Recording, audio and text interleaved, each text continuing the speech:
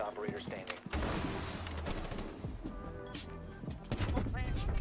What's up, guys? Today we are going to be doing an operator guide on how to play Ash. It's year 8. Ash is one of the oldest operators in the game. Is she still effective and good in the current meta? I would argue yes, she is. And today we're going to talk about why Ash is good, how to play well as Ash, and how to rank up and win more matches while playing Ash. Let's get to it. Let's go through our loadout. So here you have the G36C, which will have a 1.5 scope. You have extended barrel, suppressor, or flash hider. I like having a laser beam, so I run flash, but having a suppressor or an extended barrel are more than fine. Make sure you are able to control that recoil. Always have a vertical grip. Boom, that's the G36C. R4C has been nerfed quite a bit, so honestly, I would argue that using the R4C normally is going to be a little lateral in higher elo. You can get away with using the R4C, granted, but I feel like the difference between these two guns is not that big of a difference, and the amount of stability you get in this compared to this is, and look at that recoil pattern in the bottom right, like you can just see it. I would definitely suggest running the G36C if you are having problems running the R4C. Then you have the two pistols, 5.7 or the M45. I think honestly, dealer's choice. Have a suppressor on whichever one you use. I like it that it does 58 damage, because normally when you bring out a pistol, you're in a clutch situation, you want to kill them as fast as you possibly can. So I like having a gun that does a little bit more, has a little bit more stopping power. And you have breaching charges as well as claymores. Honestly, both are completely fine, because a lot of times when I pick Ash, I'm either playing on Windows or playing vertical. So like if I'm playing vertical, I'll bring breaching charges. If I'm playing Windows, I'll bring claymores. Let's talk about Ash's ability, the breaching round. So shoot a breaching round, it blows up and destroys any type of utility like a breaching charge, like so. Bang, you can use it on floors, walls, etc. Nothing too crazy there. The ability is very simple and straightforward and easy to use, and honestly makes it so like Ash is a very aggressive operator. Ash definitely functions as an entry operator with those breaching rounds, being able to just burst through walls quickly and fast and effective. But you need to make sure that obviously it's not sneaky, so you're gonna need to make sure that you do have some intel if you are trying to push through the breaching rounds like I just did. So is Ash still effective in the current meta? I would argue yes, because she is a 3-speed. She's one of the fastest operators in the game, and she has a really good gun, the G36C. She can find firefights wherever she needs to, and she can more likely win them. And a lot, like you guys see what I'm doing right now. A lot of times when I play Ash, I'll play vertical like this, and anytime I'm like dealing with the roamer, I'm definitely not afraid to take a firefight with the roamer when I'm running as Ash, because honestly, it's really easy to win a firefight with a G36, like I am doing right now. Any roamers ever pop up, just take them out just like that.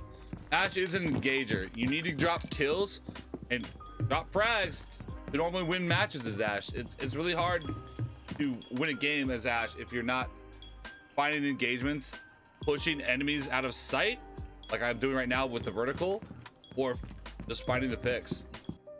Ash's breaching rounds are a little weaker compared to other utility from other operators like Sophia, who's gonna have 2 breaching like impacts as well as 2 concussions, or any other operators with grenades. So why is Ash also effective? Well, a lot of times you're already going to have an Ayana on the board, and if you want just a little bit more entry potential, a lot of times you'll see an Ash on the board as well as the Ayana, because an Ayana versus an Ash, honestly, the Ayana does need to use her grenades, and the soft destruction for Ayana is going to be a little bit weaker, because you're going to have grenades and then you're going to have a clone ability, so you're not going to be able to really work the map as well as, let's say, someone like Ash, who can have breaching charges as well as 2 more breaching rounds. But you're going to frag the same way as Ayana. So a lot of times I will bring Ash over Ayana in different situations, usually on bigger maps, like let's say Coastline, like I just showed you guys with the vertical, or like maps like Banker Consulate.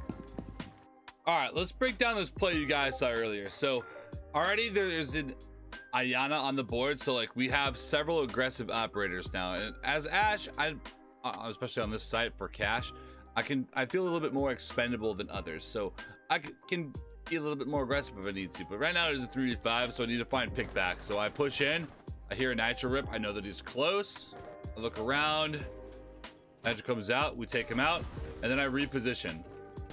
I want to really utilize Ash's 3-speed ability. So I jump in the window, we take out the Cade before he even knows what's going on, and I instantly swing to the next guy, take out one more, and I reposition with Ash's 3-speed, finding another pick, boom, and just like that, 3v5 to a 3v1. Always repositioning. Every time you swing, always have your crosser up, ready for the next gunfight.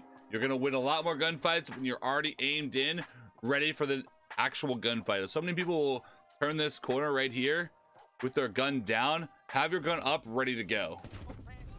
So here we're gonna break down a round as Ayana, but I don't have any grenades and I don't use Ayana's abilities. So honestly, Ash and Ayana are very interchangeable in most situations. Like here, I don't really need my grenades in a real way.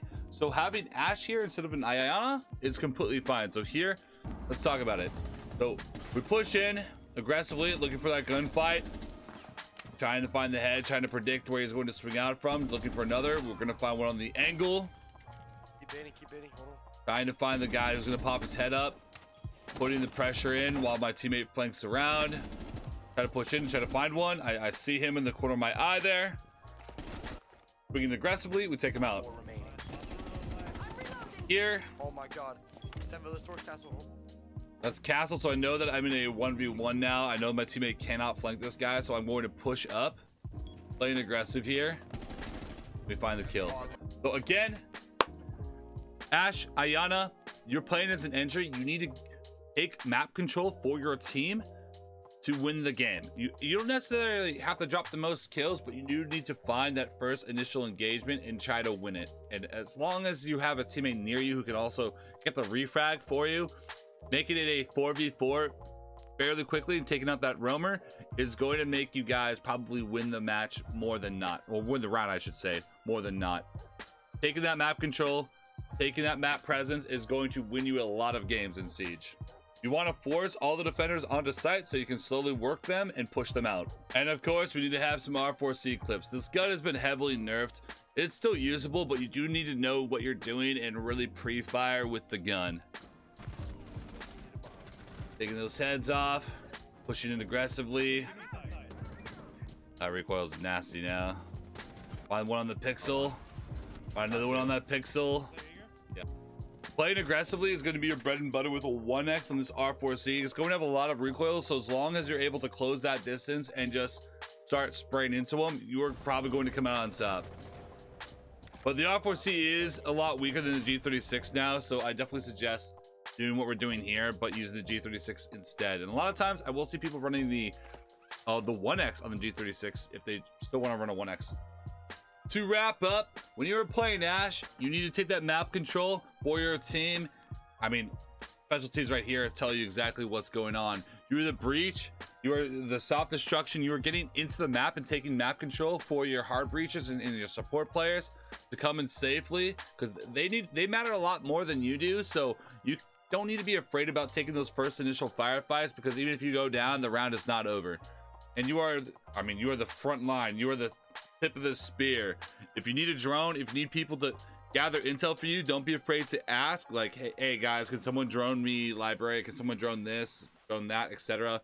And if you feel like you are kind of on your own, don't be afraid to be a little bit more passive and just slowly push up or drone yourself.